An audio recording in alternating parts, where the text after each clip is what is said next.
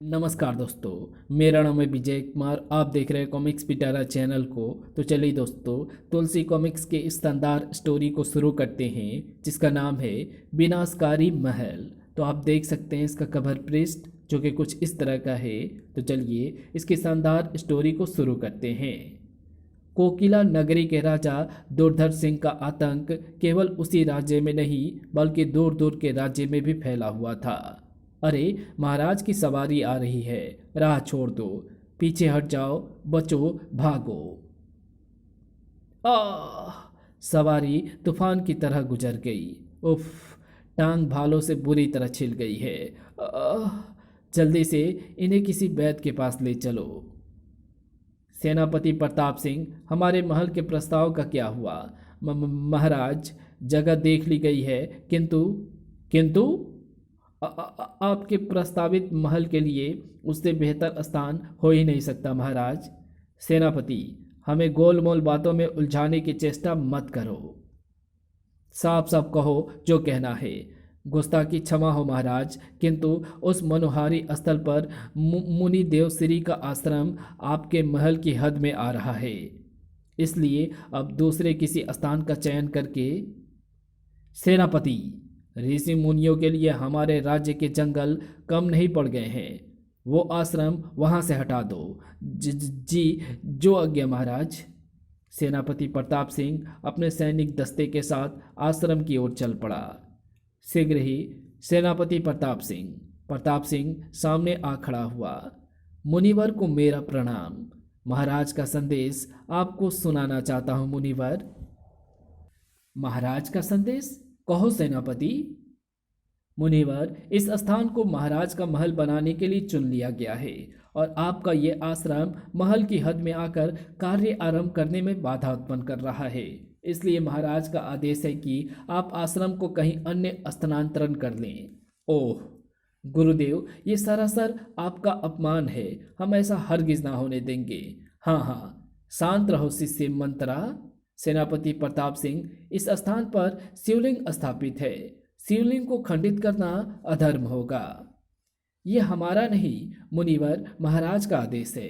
महाराज से जाकर कहो कि ऐसी अधर्मी बातें उन्हें शोभा नहीं देती।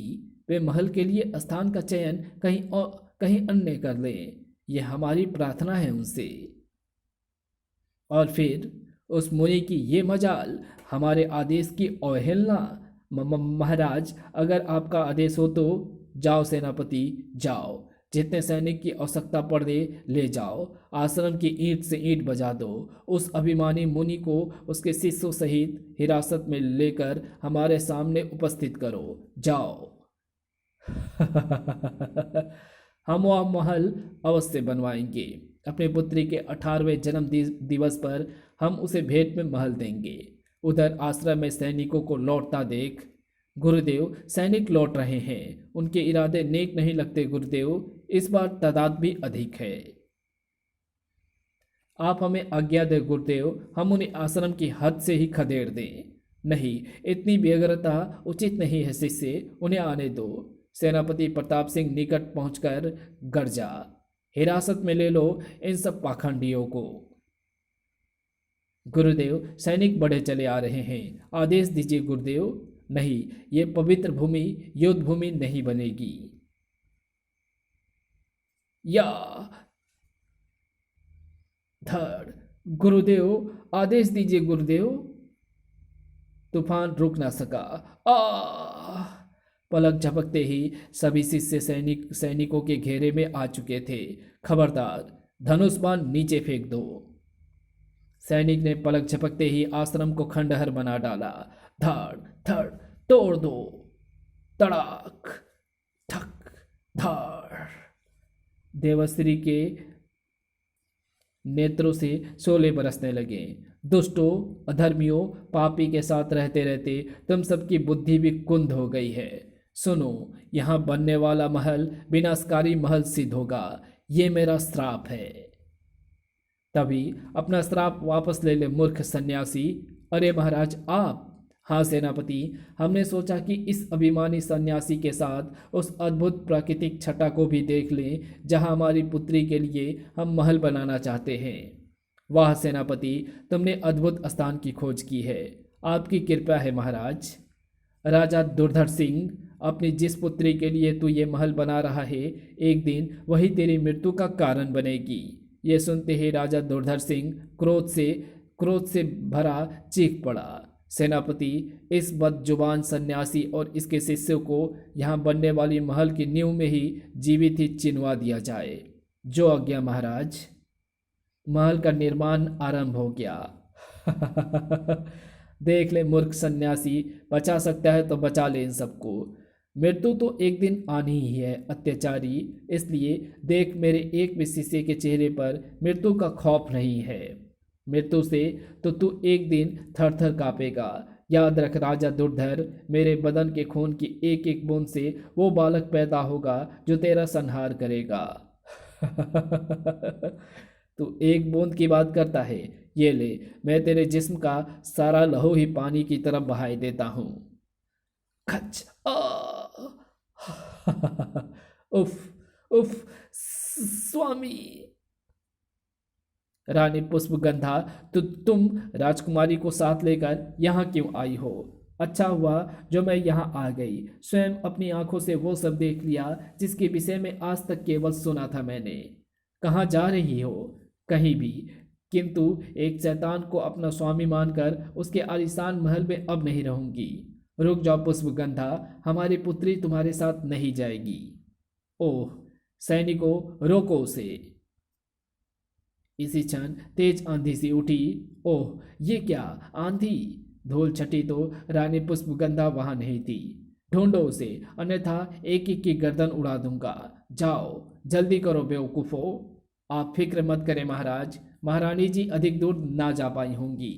हमें हमारी पुत्री श्री पर्दा चाहिए। जंगल का कोना कोना छान मारो। उधर रानी पुष्पगंधा तेजी के साथ एक दिशा में बढ़ी जा रही थी। ओह, अब इस वन में अपने मासूम बच्ची के साथ मैं कहाँ जाऊंगी? रात घिरने लगी। रात्रि बिताने के लिए कोई उपयुक्त स्थान खोजना होगा। उफ, अब तो एक कदम भी और नहीं चला जाता। माँ, भूख लगी है मुझे। हे भगवान, अब इस बियावान वन में अपनी बच्ची को भोजन कहाँ से ला कर दूँ? माँ, भूख लगी है। माँ, मुझे खाना दो। अरे कौन है ये नारी? चुप हो जा मेरी बच्ची, चुप हो जा। बच्ची को भूख लगी है पुत्री? निकट ही मेरी कुटिया है, मेरे साथ आओ। देखा, भोजन पाकर कितने प्रसन्न है ये। जी भर कर खाओ बेटी। तुम भी लो पुत्री। बाबा, अगर आपका सहारा ना मिलता तो ना जाने क्या होता। शायद मैं वन में अपनी पुत्री के साथ ही। ईश्वर बड़ा दयालु है पुत्री, किंतु तुम कौन हो और यहाँ कैसे आई? मुझ अभागिन का दुर्भाग्य मुझे इस वन में खींच लाया है बाबा। ओह, किंतु तुम व्यर्थ चिंता मत करो रानी पुष्पगंधा। तुम जब तक चाहो यहाँ रह सकती हो। सैनिक कभी भी इस स्थान तक नहीं पहुंच पाएंगे। यहाँ तुम्हारी बेटी श्री पर्दा का लालन पोषण भी। अरे क्या हुआ? ये तो बेहोश हो गई। माँ, माँ। उफ, हे प्रभु, ये तो माँ बनने वाली है। मुझे तुरंत ही कोई इंतजाम करना होगा। माँ, माँ, उठो माँ। उधर सैनिक, महाराज, हमने सारा वन छान मारा, किंतु महारानी जी और राजकुमारी का कहीं पता नहीं चला। ओह, इसका मतलब उन्हें जमीन खा गई या आसमान निगल गया। दफा हो जाओ सब हमारी नजरों के सामने से। तड़ाक। उफ। महामंत्री जी, महल का निर्माण कार्य आरंभ रखा जाए। हम अपना वादा अवश्य पूर्ण करेंगे। जाओ, हमें अकेला छोड़ दो। जो आज्ञा महाराज। उधर रानी पुष्पगंधा प्रसव वेदना से तड़प रही थी। ओह, ओ भगवान, मेरी मदद कर भगवान। बाबा, माँ को क्या हुआ है बाबा? कुछ नहीं बेटी, कुछ नहीं। तुम्हारा भैया आने वाला है। ओह, मुबारक हो पुत्री पुष्पगंधा, पुत्र का जन्म हुआ है। ओह भगवान, ये कैसा चमत्कार है? चमत्कार? हाँ बाबा, महल छोड़ने से पूर्व तो मुझे गर्भवती होने का भी एहसास तक ना था, और एकाएक इस बालक का जन्म। ना जाने ये कैसा रहस्य है बाबा। तभी जैसे पुनः चमत्कार हुआ। हैरान ना हो रानी पुष्पगंधा, इसका जन्म मेरे रक्त की एक बूंद से हुआ है। तुम इसे इस योग्य बनाना कि बड़ा होकर ये किसी पापी अत्याचारी का संहार कर सके। तुमने सुना पुत्री, हम इसे इस योग्य अवश्य बनाएंगे। मैं इसका नाम देवरक्त रखता हूँ। दिन पंख लगाकर उड़ते रहें। इधर देवरक्त और राजकुमारी श्री पर्दा बड़े होने लगे। बेटे देव, बेटी श्री, आओ खाना खा लो। हम अभी आते हैं माँ। उधर महल को बनते देख 17 बरस हो गए। वाह, शिल्पकार, अपने फन का अद्भुत नमूना इस महल का निर्माण कर पेश किया है तुमने। किंतु शिल्पकार 2 दिन के पश्चात महाराज ये महल महारानी जी के जन्म दिवस पर उन्हें भेंट में देना चाहते हैं। अवश्य महामंत्री जी, महल का कार्य तो समाप्त हो चुका है, आप फिक्र ना करें। महाराज तुम्हें मोतियों से तोल देंगे शीघ्र ही। महाराज, महल बनकर तैयार हो चुका है, आप कल शुभ मुहूर्त के समय प्रवेश कर सकते हैं। अब तुम जा सकते हो। महारानी कौशल्या, हमने तुमसे दूसरा विवाह इसलिए किया था ताकि अपना वादा पूरा कर सकें और महल अपनी पुत्री को उसके 18वें जन्म दिवस पर भेंट कर सकें। किंतु तुम आज तक हमें एक पुत्री का बाप ना बना सकी, इसलिए हमने निश्चय किया है कि ये महल कल हम तुम्हें भेंट में दें। वो तो ठीक है महाराज, किंतु उस शिल्पी को पुरस्कार आप वही देंगे जो मैं कहूँगी। तुम्हारा आदेश भला हम कैसे टाल सकते हैं। अगले दिन, वाह शिल्पकार, अद्भुत, हम तुमसे प्रसन्न हुए, तुम्हें पुरस्कार देना चाहते हैं, हमारे निकट आओ। आपको मेरा कार्य पसंद आया महाराज, यही मेरे लिए सबसे बड़ा पुरस्कार है। शिल्पकार के निकट आते ही, ये रहा तुम्हारा पुरस्कार। महाराज, ये आपने क्या किया महाराज। ये शिल्पी बहुत बड़ा फनकार है महामंत्री, और हम नहीं चाहते कि ये जीवित रहकर ऐसा ही दूसरा महल बना सके। क्यों रानी, वाह। दूसरे ही पल शिल्पकार के प्राण पखेरु उड़ गए। महामंत्री, गृह प्रवेश की रस्म अदा की जाए। जी महाराज, ये नारियल प्रवेश पूर्व फोड़ना होगा महाराज। राजा दुर्धर सिंह ने एक ही झटके में नारियल चटका डाला, किंतु अगले ही पल सब उछल पड़े। अरे महाराज, खून! नारियल में पानी की जगह रक्त निकल रहा है। दुर्धर सिंह के नेत्र फैल गए। उफ, ये क्या! नहीं नहीं! राजा दुर्धर सिंह की नारियल की जगह पर अपना कटा हुआ सिर नजर आया। वो घबरा गया। अशुभ अशुभ! महाराज, आज आप महल में ना जाएं। हाँ महाराज, ये अपशकुन, हम इन सब बातों को नहीं मानते। हम आज ही महल में प्रवेश करेंगे महारानी, हमारा कोई कुछ नहीं बिगाड़ सकता। तुम भी हमारे साथ आओ। ये महल आज हम तुम्हें उपहार स्वरूप देते हैं महारानी।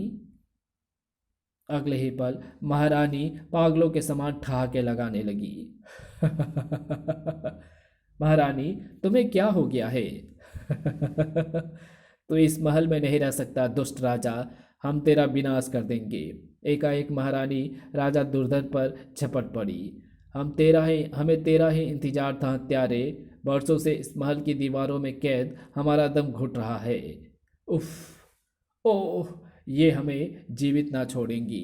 दूसरे ही पल राजा की तलवार हवा में सरसराई और शैतान चुड़ैल, खच! रानी कौशल्या के नीचे गिरते ही दुर्धर सिंह बाहर भागा। उफ, ये तो मेरी जान ही ले डालती। फिर महामंत्री, ये सब क्या हो रहा है। महाराज, मैंने सुना है कि आज से 18 वर्ष पूर्व इस महल के बुनियाद ईंटों की जगह जीवित इंसानों से रखी गई थी। शायद वे ही अतृप्त रूहें ये हंगामा खड़ा कर रही हैं। हम कुछ सुनना नहीं चाहते महामंत्री। महल से इन अतृप्त रूहों को दूर करो। ये कार्य तो केवल ऋषि कर्मव्य कर सकते हैं महाराज। तो फिर जाओ, लेकर आओ उस ऋषि को, और अगर वो आने से आनाकानी करे तो उसे घसीट कर यहाँ लाओ, अन्यथा तुम्हारी खैर नहीं। महामंत्री तुरंत कुछ सैनिकों को साथ लेकर ऋषि कर्मव्य की कुटिया की ओर चल पड़ा। चलो। इधर महल में पहुंचते ही, क्या हुआ, यहाँ इतनी भीड़ क्यों लगा रखी है।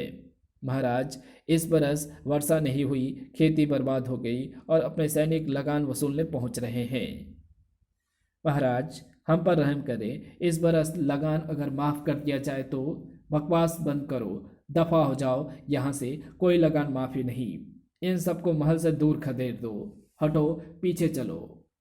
उधर महामंत्री सैनिक को लेकर ऋषि कर्मव्य की कुटिया जा पहुंचा। जाओ, ऋषि को बाहर लेकर आओ। जो आ गया महामंत्री जी। लेकिन जब सैनिक भीतर पहुंचे, ए लड़की, बता ऋषि कर्मव्य कहाँ है? अरे, ऋषि कर्मव्य तो यहाँ नहीं है। कौन हो तुम? बिना इजाजत लिए भीतर कैसे घुसे तुम सब? लड़की, हमसे हमसे मत टकरा, जल्दी से ऋषि का पता बता, नहीं तो। आह, स्त्री, आह, छोड़ दो मेरी बच्ची को दुष्टो। मुझे लगता है ये उस ऋषि के ही सगे हैं। इस लड़की को ले चलते हैं, इसे छुड़वाने वो बुढ़ा अवश्य आएगा। आह, माँ। ठीक है, पकड़ दो इसे। नहीं, आह, छोड़ दो मेरी स्त्री को। आह, चटाक, हट पीछे बुढ़िया। मेरी माँ बीमार है, मुझे छोड़ दो। आह, भैया, बाबा। महामंत्री जी, ये ऋषि का पता नहीं बता रही है। इसकी माँ अंदर बेहोश हो गई है। ठीक है, इसे ही ले चलो, ऋषि खुद आ जाएगा। नहीं, मेरी माँ बीमार है, मुझे छोड़ दो। ये लीजिए महाराज, इसका बाबा ऋषि कर्मव्य इसे लेने स्वयं ही यहाँ आ जाएगा। ओह, ये तो अप्सरा है। महाराज, मेरी माँ बहुत बीमार है। मेरा भैया और बाबा जड़ी बूटी लेने वन में गए हैं। मुझे जाने दो महाराज, मैं आपके पाँव पड़ती हूँ।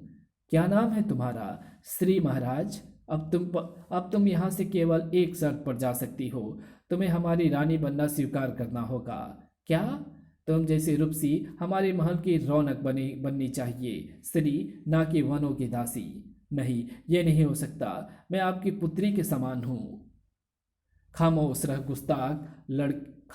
गुस्ताख लड़की, अन्यथा तेरी माँ, भाई एवं बाबा तीनों को हमारे कहर का सामना करना होगा। नहीं, मुझे जाने दे महाराज। महामंत्री, हमारे विवाह की तुरंत तैयारी करो, और ये विवाह हमारे नए महल में होगा। इसका बाबा आकर तब स्वयं उसे रूहों से मुक्त करेगा। जाओ, उधर वन में पुष्पगंधा। माँ, देवरक्त, बाबा, महाराज दुर्धर सिंह के सैनिक श्री पर्दा को उठा ले गए हैं। नहीं, क्या? मैं उन सब का खून पी जाऊंगा माँ। पुष्पगंधा ने पूरी आपबीती कह सुनाई। बाबा, तुम माँ को देखो, मैं जा रहा हूँ श्री पर्दा को छुड़ाने। देवरक्त हवा के झोंके के समान बाहर निकल गया। देव, रुक जा देवा, मैं भी तेरे साथ। ओह, चला क्या? बाबा, मुझे वहाँ ले चलो बाबा। उधर विवाह की सभी तैयारियां पूर्ण कर ली गई। कन्या को लाइए, शुभ मुहूर्त निकला जा रहा है। स्त्री को लेकर आओ। जी महाराज। नहीं नहीं, मैं कहीं नहीं जाऊंगी। मैं ये विवाह हरगिज नहीं करूंगी। चली जाओ तुम सब। सैनिकों, ले चलो इसे विवाह मंडप की ओर। कुत्तों, छोड़ दो मेरी बहन को, अन्यथा लाशें बिछा दूंगा। भैया, मुझे बचाओ, पकड़ लो इसे। आओ आओ कमीनों। दूसरे ही पल वो कक्ष युद्ध का मैदान बन गया। पलक झपकते ही कक्ष लाशों से पट गया। चल मेरी बहन, चल निकल यहाँ से। महाराज, महाराज, गजब हो गया महाराज। दुल्हन के भाई ने सभी सैनिकों को मार डाला है, और कुछ क्षणों उपरांत पकड़ लो इसे। सैनिक देवरक्त पर टूट पड़े। खत्म कर दो इसे। सेनापति की तलवार बीच में आ गई। अब तो यहां से जीवित बचकर नहीं जा सकता, अभी पता चल जाएगा। खन खच। उसके बाद देवरक्त मानो पागल हो उठा। आओ, आज एक एक की लाश बिछा दूंगा। सैनिकों पर देवरक्त का कहर टूट पड़ा। भैया, इस दुष्ट राजा को मत छोड़ना। ये मुझसे जबरन विवाह करना चाहता था। ये विवाह तो मैं करके रहूंगा श्री। विनाश काले विपरीत बुद्धि। उफ, नहीं। राजा दुर्धर सिंह और देवरक्त की तलवारें आपस में भीषण कर ध्वनि करती हुई टकरा गई। आज इस राज्य को नया उत्तराधिकारी चुनना होगा शैतान। इधर दोनों एक दूसरे के लहू के प्यासे हो रहे थे। उधर महामंत्री एकाएक चौंक उठा। अरे महारानी पुष्पगंधा तो क्या श्री? उफ, चुप हो जा मेरी बच्ची। महारानी जी, आप जीवित हैं? महामंत्री जी, आप?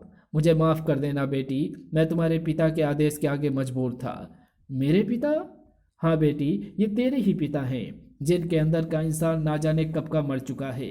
एक शैतान भी कभी अपनी बेटी से विवाह नहीं कर सकता। लेकिन उफ, भगवान, ये दृश्य दिखाने से पूर्व तूने मुझे अपने पास क्यों नहीं बुला लिया? श्री, मेरी बेटी। दोस्त, नीच, अधर्मी, अब मैं तुझे जीवित नहीं छोड़ूंगा। हम खचाक। रानी पुष्पगंधा, मुझे मेरे पापों का दंड मिल गया। मैं धरती का सबसे बड़ा शैतान हूँ रानी। श्री, मुझे तो तुझे बेटी कहने का भी अधिकार नहीं है। क्षमा मांगना बहुत आसान है। मैं किसी को अपने पापों के लिए क्षमा नहीं मांगूंगा। भगवान, मैं आ रहा हूँ। मुझे अगले जन्म में नाली में रेंगता कीड़ा बनाना भगवान। इसी के साथ राजा दुर्धर सिंह की आवाज़ हमेशा के लिए शांत हो गई। और इस प्रकार देवश्री का श्राप सत्य साबित हुआ। देवव्रत ने चूंकि रानी की ही कोख से जन्म लिया था, अतः उसे ही राज्य का उत्तराधिकारी घोषित कर दिया गया। ऋषि कर्मव्य के महायज्ञ के पश्चात महल में भटकती रूहों को मोक्ष मिल गया और इस प्रकार सभी नए राजा के साथ प्रजा सुखपूर्वक रहने लगी। और इसी के साथ ये शानदार कहानी यहीं समाप्त होती है। तो आपको ये वीडियो कैसी लगी? वीडियो अच्छी लगी तो इस वीडियो को लाइक शेयर कमेंट ज़रूर कर देना। चैनल पर नए हो तो चैनल को सब्सक्राइब कर ऑल नोटिफिकेशन को सिलेक्ट ज़रूर कर देना। Thanks for watching my videos.